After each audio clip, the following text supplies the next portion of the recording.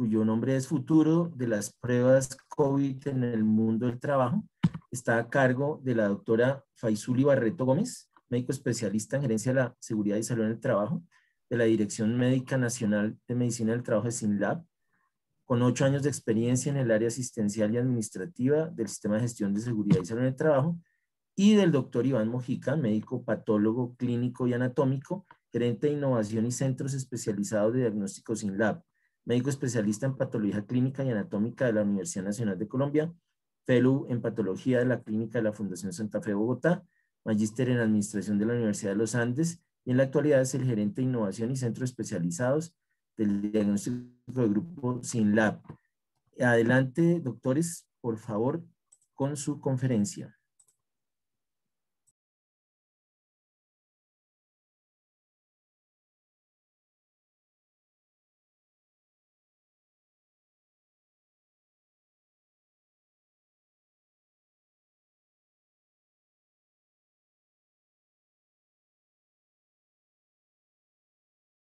Por favor, activar el audio, doctor Iván. Doctora Faisuli.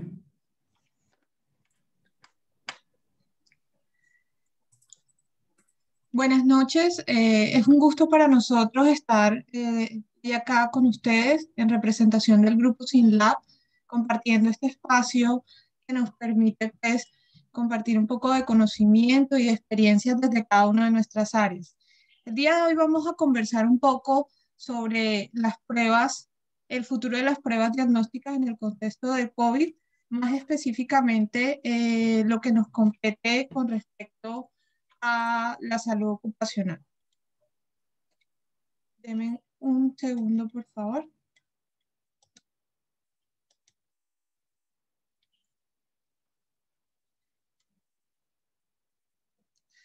Desde el inicio de la pandemia se han venido tomando una serie de estrategias que el fin ha sido evitar la transmisión del virus en forma masiva y se establecen unos criterios en donde se busca tener la identificación temprana de la fuente o la identificación temprana de la persona infectada, lo que nos permite cortar la transmisión del virus. Las pruebas de diagnóstico para la detección del COVID son una herramienta muy valiosa para la reactivación económica. Incluso la OMS ha mencionado que pueden actuar muy bien dentro de aquellos programas, dentro de las empresas, con el fin de establecer el control de la fuente y favorece la aparición de entornos seguros.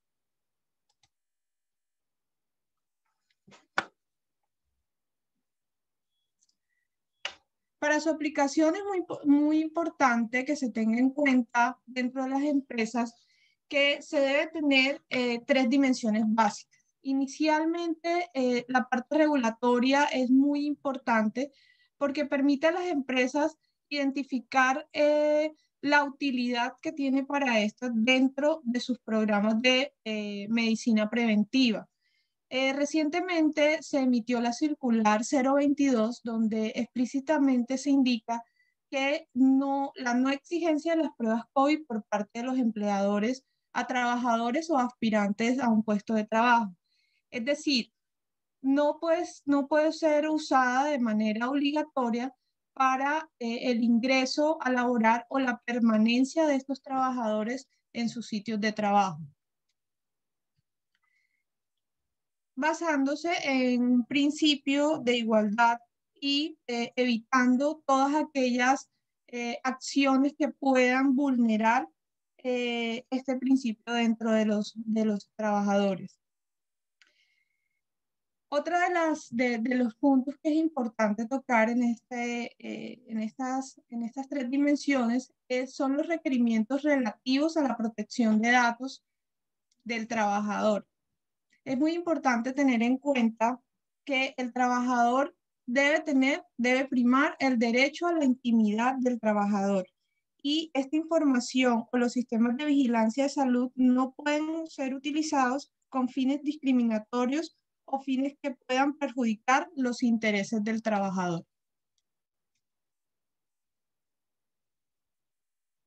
En cuanto a las condiciones laborales, es muy importante que previo a la decisión del uso de estas pruebas, las empresas establezcan un plan de trabajo que les permita hacer la identificación de sus áreas de trabajo, hacer la identificación y clasificación de su personal, al igual de todas aquellas poblaciones vulnerables dentro de la empresa como tal, permitiendo de esta forma establecer el nivel de riesgo que presentan y de acuerdo a este análisis poder tomar la decisión de si es viable o no el uso de las pruebas.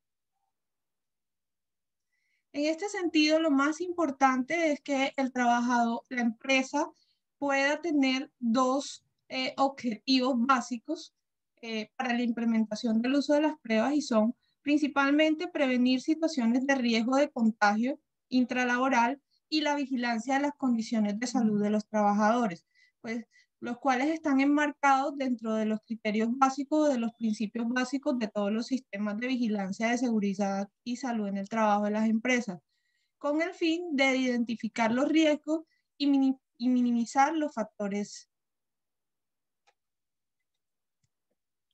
Teniendo en cuenta los objetivos que les mencioné anteriormente, que es la prevención y la vigilancia dentro de las empresas, se deben establecer 3 actividades importantes previo al inicio de la aplicación de las pruebas.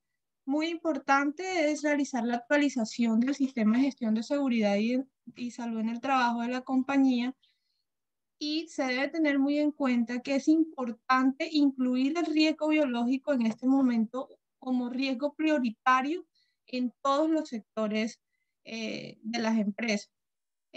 Lo que antes era exclusivo de algunos sectores, en este momento se ha convertido en un riesgo prioritario. Por eso es muy importante realizar estas clasificaciones que les mencionaba anteriormente, clasificar las áreas de trabajo, clasificar los puestos de trabajo, e incluso clasificar y caracterizar a la población de nuestra empresa. Posteriormente, las acciones tendientes a garantizar el autorreporte. Se debe fortalecer los canales de comunicación presente entre los empleados y la persona encargada del sistema de gestión o talento humano, todos estos canales de comunicación permitiendo que la información fluya de manera eficiente para poder hacer una detección temprana de estos casos. El trabajador debe tener muy claro qué debe hacer, cuándo lo debe hacer y con quién lo debe hacer. Entonces, dentro de toda esa actualización debe quedar documentado cuáles van a ser los canales de comunicación. En tercer lugar, la identificación de la vulnerabilidad. Es muy importante que tengamos claros cuáles son esos empleados que tienen alguna patología de riesgo o cuáles son esos empleados que tienen unas características particulares, que nos va a permitir de esta manera tomar acciones diferentes, hacer un seguimiento diferente en estos empleados que pues efectivamente tienen un factor o una probabilidad mayor. Enmarcados en lo que les acabo de mencionar, entonces podemos decir que si bien es cierto que no se puede exigir la prueba de forma obligatoria, el empleador sí puede tomar la decisión ante algún síntoma o eventualidad hacer las pruebas. Sin embargo, es muy importante que la empresa tenga claro que todo esto debe hacerse dentro de un marco de la prevención y debe garantizar que la toma de la muestra, el procesamiento de la muestra y aún más la interpretación de la muestra de la prueba se realice por personal idóneo. Es en este momento donde podemos establecer que este tipo de medidas sí van a ser eficientes dentro del sistema de gestión.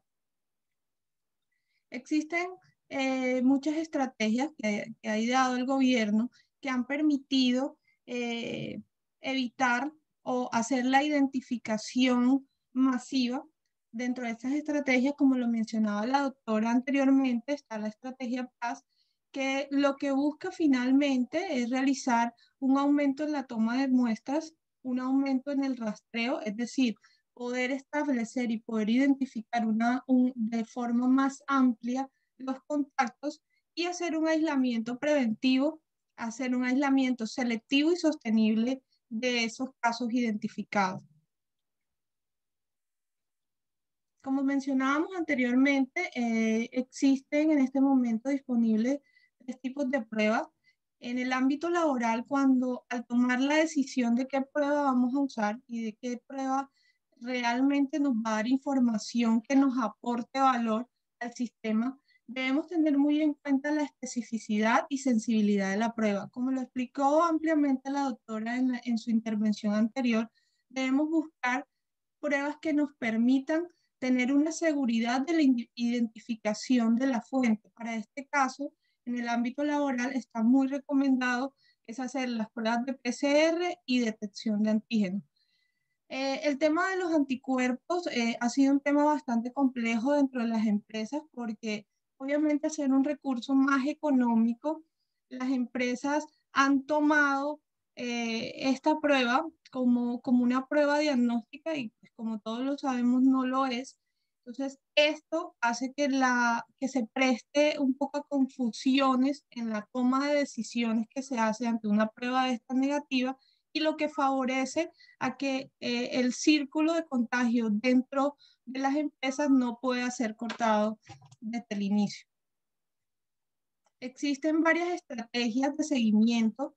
En este momento les comparto una estrategia basada en la búsqueda activa que tiene 2 ejes fundamentales, específicamente una vigilancia pasiva que es encaminada a favorecer, como les mencioné, el autorreporte por parte de los empleados previo al ingreso a las instalaciones y el seguimiento de casos vulnerables y de alto riesgo de exposición.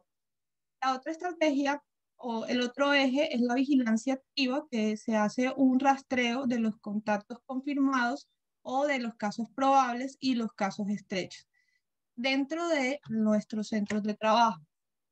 De esta estrategia pueden surgir 2 escenarios.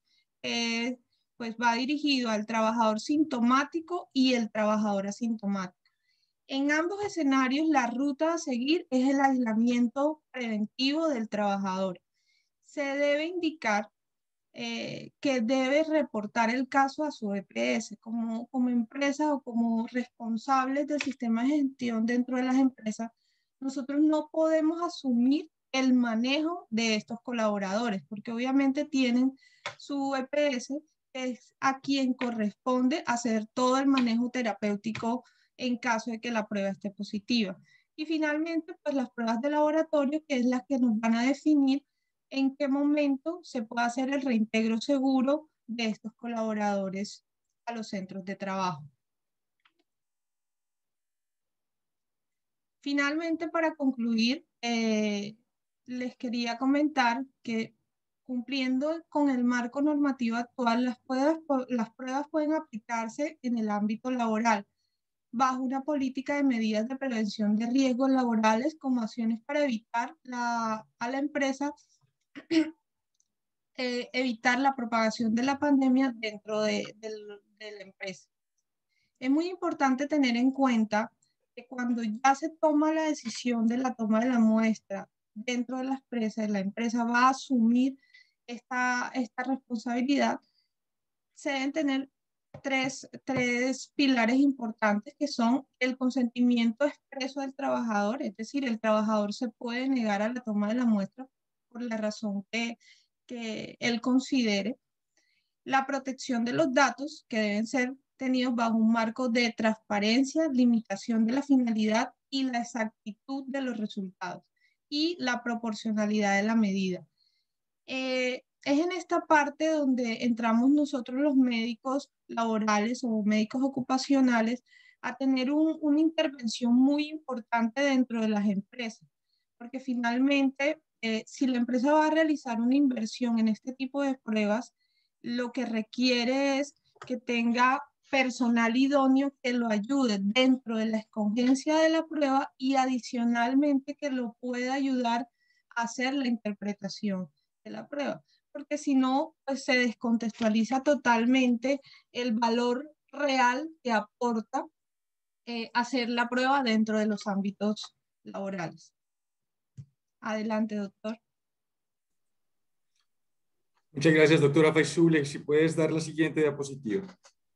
Dentro del contexto de lo que hemos venido mencionando, es importante hablar acerca de la importancia de los marcadores diagnósticos y precisamente con lo que me acaba de mencionar la doctora Faisule, de seleccionar adecuadamente cuál va a ser el marcador que va a ser relevante y cómo lo voy a utilizar adecuadamente en el contexto. Entonces, cuando uno lo mira desde esa perspectiva, es importante entender que esta molécula tiene que estar dentro de un contexto fisiopatológico que debe proporcionar un valor o diagnóstico o pronóstico o predictivo o de seguimiento, que vamos a ver más adelante a qué se refiere, que este marcador debe elevarse, permanecer o disminuir en un periodo de tiempo determinado, que debe ser específico, fundamental dentro del contexto en el que nos movemos del COVID-19 y finalmente que debe tratar de tener una medición exacta, estandarizada e interpretable. Siguiente, por favor.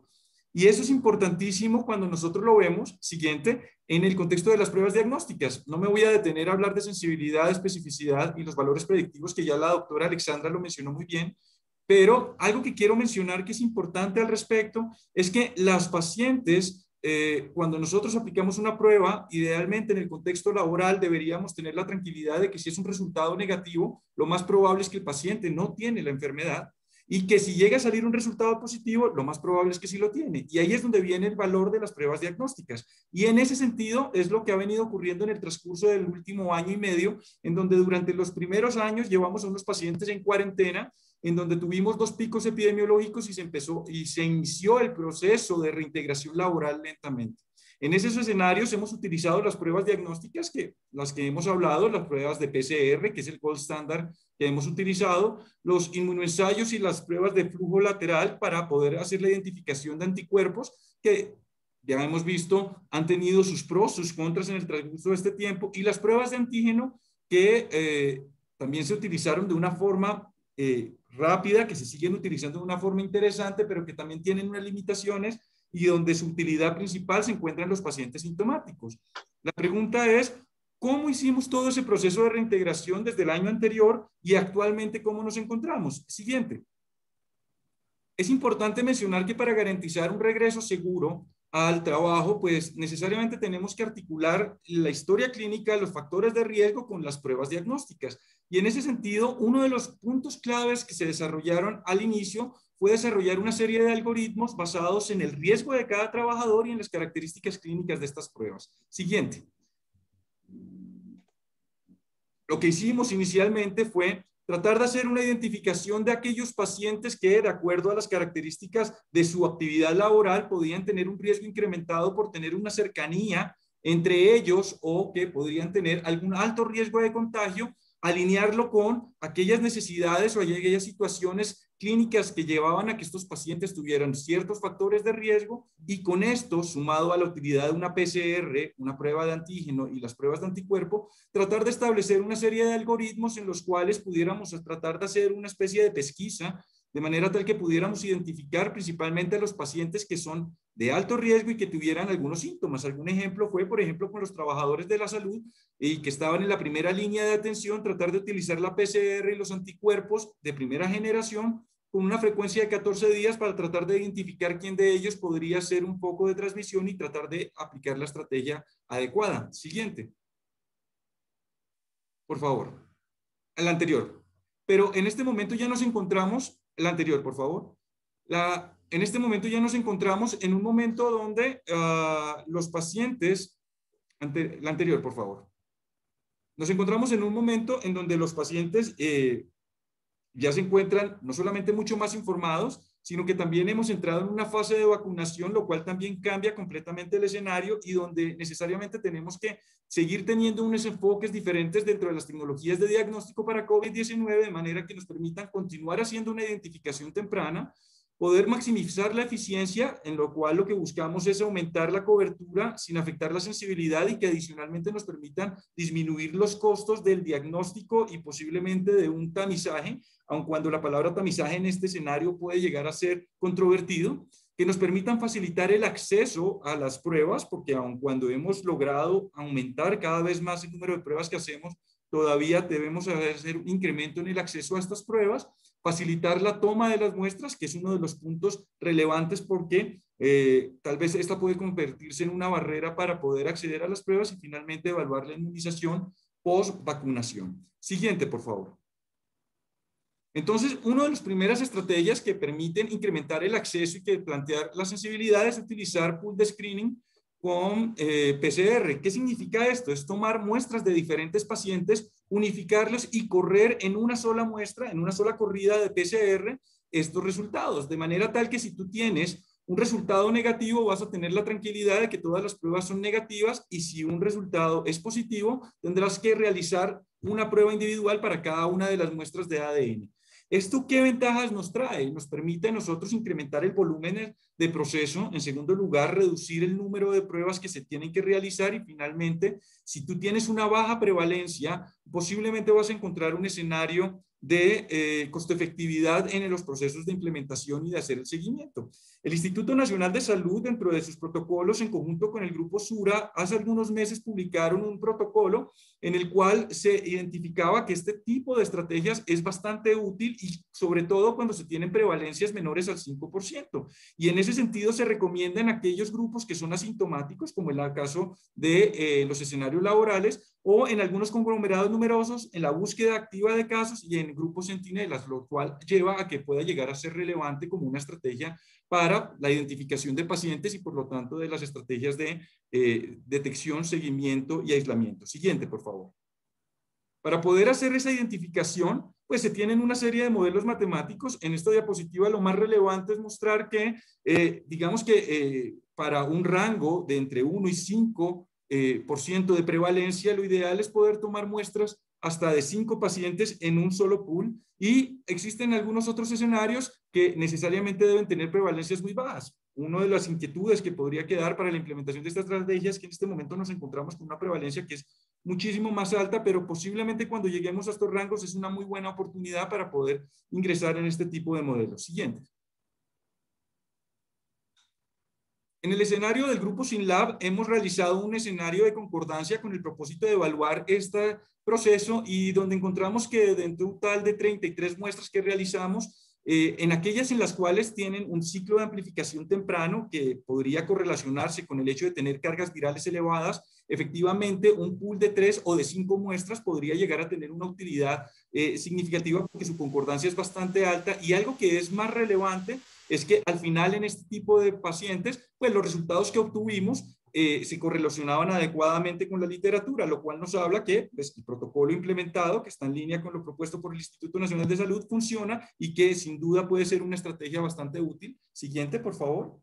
Con la que podríamos nosotros, en primer lugar, tratar de hacer una utilidad, una estrategia un poco diferente, basándonos en la misma prueba que es la PCR, pero en poblaciones que tengan una prevalencia menor al 5%, como lo mencioné. En segundo lugar, que podamos enfocarnos en esos pacientes asintomáticos o presintomáticos y que en conjunto con el screening clínico podamos ser mucho más efectivos, que al garantizar que lo repetimos con el tiempo, podemos incrementar la sensibilidad de la estrategia y con ello poder disminuir la prevalencia progresivamente de la enfermedad porque detectamos, aislamos y rastramos adecuadamente a los pacientes, de manera que podemos ser mucho más efectivos en el control de los episodios epidémicos y por lo tanto en el ámbito laboral pues tendría un impacto relevante porque sería una estrategia bastante efectiva para la detección temprana de casos y posterior control del riesgo como lo hemos venido hablando durante toda la sesión. Siguiente, por favor.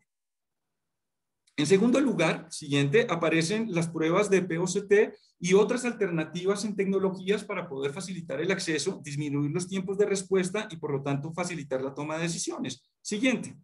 En ese escenario, si nosotros lo vemos desde el punto de vista de la disponibilidad de las tecnologías POCT, es importante mencionar que este tipo de tecnologías surgieron como alternativas para poder obtener resultados mucho más rápidos, que fueran convenientes, que permitieran la adherencia de los pacientes en el cumplimiento del tratamiento en un momento determinado cuando nos encontramos en un modelo de diagnóstico y de seguimiento, en la utilización en conceptos de necesidad real por parte del clínico para poder tomar una decisión inmediatamente, tienes un resultado y finalmente que este contexto esté adecuado para la necesidad institucional de los diferentes usuarios que utilizan este tipo de estrategias. Al respecto, la doctora Alexandra lo mencionó muy bien, existen diferentes metodologías, posiblemente las más conocidas son las pruebas rápidas o cualitativas, que en el contexto corresponden a aquellas pruebas que son de inmunoensayos de flujo lateral, que lo que hacen es hacer una detección muy rápida y donde el ejemplo que ella colocó, que fue la prueba de embarazo, es la muestra más fácil de poder mostrarlo.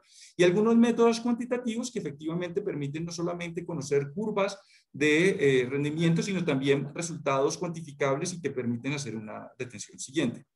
Algo relevante que tiene esto es que, de cierta manera, nosotros siempre lo hemos utilizado en el contexto de hospitales, casas, servicios de urgencia, pero cuando lo vemos en el escenario laboral gana relevancia principalmente, siguiente, porque permite tomar decisiones, por lo menos en los conglomerados, ¿sí? Y aun cuando no permiten hacer diagnósticos masivos en un corto tiempo comparado con lo que tenemos en tecnologías robustas y de alto diagnóstico, pues nos podrían ayudar porque tienen una sensibilidad clínica y una especificidad clínica bastante alta, lo cual nos da un impacto relevante en el contexto del diagnóstico. Sin embargo, también existen otras técnicas como unas pruebas de detección de ácidos nucleicos como LAMP, que tiene una característica a diferencia de la de la PCR convencional, que es que no tiene ciclos de amplificación, sino solamente lo maneja a una misma temperatura, y esto nos permite disminuir los tiempos de detección una vez empieza la corrida analítica. O, por ejemplo, otro tipo de estrategias que corresponden a métodos de detección también a nivel isotérmico, que en tan solo 20 minutos nos permiten dar un diagnóstico. Siguiente, por favor. En este escenario siguiente vamos a encontrar dos cosas que son relevantes. En primer lugar, que la sensibilidad clínica, por ejemplo, en los últimos tipos de pruebas que han ido saliendo, pues tienen un impacto importantísimo porque la gran mayoría de ellos han ido mejorando progresivamente la sensibilidad y la especificidad, encontrándose en los dos casos por encima del 100%. Y aun cuando nos entregan muy buenos resultados, algo importantísimo es que siguen teniendo un costo bastante alto. Estas últimas tecnologías que han ido saliendo, que utilizan algunos biosensores tanto para detección de ácidos nucleicos como para detección de anticuerpos, pero algo que es importantísimo es que de todas maneras siguen requiriendo un proceso de validación nacional antes de poder introducirlos, y sobre todo tener en cuenta que siempre que se vayan a utilizar este tipo de estrategias debemos garantizar el reporte epidemiológico por la importancia de salud pública de la enfermedad. Por lo tanto, no es solamente implementar una estrategia nueva, sino que si las vamos a traer debe cumplir con los requisitos necesarios para cumplir todos la normativa vigente, y es algo importante que debemos tener presente. Siguiente, por favor. En el caso de tomar... Ya nos queda muy corto tiempo. Sí, señor. Quedan 3 diapositivas. Creo que no vamos a tener problema. Nos vamos a apurar un poquito. Mil gracias.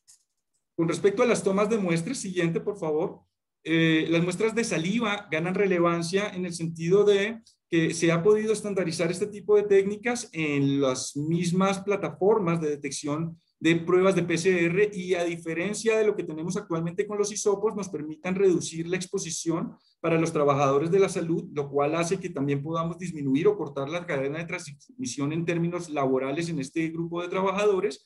En segundo lugar, podrían ayudar a disminuir los costos y alcanzar una sensibilidad similar a la que nosotros contamos en este momento. Lo único que tienen es que este tipo de pruebas o este tipo de validación de métodos de toma de muestra no tienen utilidad en las pruebas de antígeno. Y siguiente, por favor. Y algo relevante es que digamos que para algunas de las plataformas que utilizamos masivamente en el escenario colombiano se han empezado a validar. Nosotros en el grupo SYNLAB lo estamos haciendo, encontrando que tiene una sensibilidad mayor al 88%, lo cual hace que muy seguramente en el corto plazo podamos tenerla disponible también en el ámbito laboral, principalmente en aquellos pacientes que tienen que repetir muestras significativamente. Siguiente. Y finalmente, algo que termina ganando relevancia en los próximos días, que tiene que ver con la evaluación de inmunización post-vacunación. Siguiente. A diferencia de lo que teníamos con los anticuerpos de primera generación, ha ido cambiando con esta segunda generación la identificación de las proteínas o los anticuerpos contra ciertas proteínas del virus, enfocándonos en la proteína Spike, que es el objetivo de las vacunas principales, y esto nos lleva a que en primer lugar tengamos una mayor estandarización, podamos cuantificar la respuesta y poder hacer un seguimiento. Siguiente. ¿Por qué razón termina siendo relevante esto? Porque en el grupo que organizó la Organización Mundial de la Salud para desarrollar este tipo de estrategias de detección, lo que se hizo fue garantizar un estándar internacional que ya nos permite utilizar una medida con la cual nosotros podemos dar una detección específica, cuantificarla y poder medir qué tan alta es la respuesta que tenemos y posteriormente poder hacer un adecuado seguimiento. Ya las tenemos disponibles, se puede hacer y posiblemente, para colocar un paralelo, puede ser un ejercicio relativamente similar en el corto plazo, parecido a lo que hacemos con hepatitis B, también en el seguimiento a través de este tipo de estrategias de medición. Siguiente, por favor. Para concluir, la doctora Alexandra mencionaba la importancia de los 5 correctos, donde se encuentra la prueba correcta con el paciente correcto y el tiempo correcto. Y algo importantísimo que nos ha dejado la pandemia es que también es importante poder garantizar que hay una adecuada interpretación, una adecuada utilización y garantizar que los clínicos, que son los que tienen que tomar decisiones, tienen el conocimiento adecuado de la información que entregamos desde el laboratorio para poder aplicarlo en el cliente. En ese escenario es donde nosotros, como patólogos clínicos y como médicos de laboratorio, estamos completamente dispuestos a colaborar en la construcción de este tipo de algoritmos y estrategias que permitan ser mucho más efectivos en el proceso de reactivación económica, de reactivación laboral, que es donde nos movemos actualmente como el nuevo desafío de la pandemia. Con esto termino. Doctor Bernardo, muchísimas gracias por su tiempo y estaremos atentos posteriormente a las preguntas que tengan al respecto. Sí, señor. Muchas gracias a los doctores Barreto y Mojica. Vamos a terminar con esta sesión con un video que nos va a proyectar en unos segundos y nuevamente